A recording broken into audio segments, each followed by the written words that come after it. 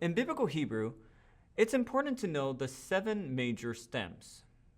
We've been learning mostly the kal stem, the simple active stem, but here are the 7 major stems and how often you might find it. The pa'al or kal appears almost 70% of all verbs belong to the kal.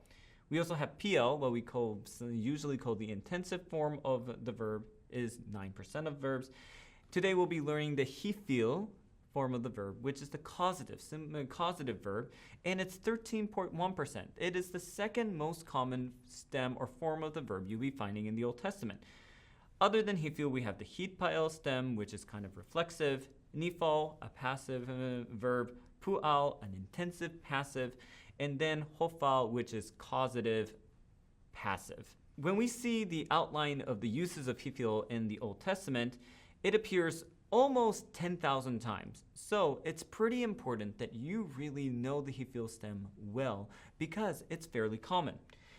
It appears 2,600 times in the perfect, 4,000 times in the imperfect, 700 times imperative, 900 times in infinitive construct, 200 times in infinitive absolute, and 800 times in the participle. The name hifil reflects the consonantal and vowel pattern with the he prefix and the e main vowel between the second radical letter. So first of all, what are hifil? We learned that kal are simple actions. I do something to someone else. Hifil is the causative active stem. That is, someone is causing something or someone to do something else.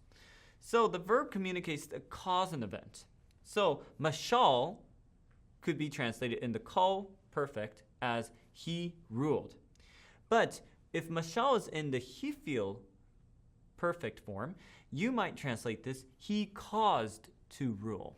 However, it's also important to note that some verbs actually don't appear in the kal. So you can't really make this simple active versus causative distinction. For verbs that primarily or only appear in the hifil form, you actually just simply translate it as if they're a kal verb or a simple active tense. So nagad means to tell, and shalak to send, and so forth.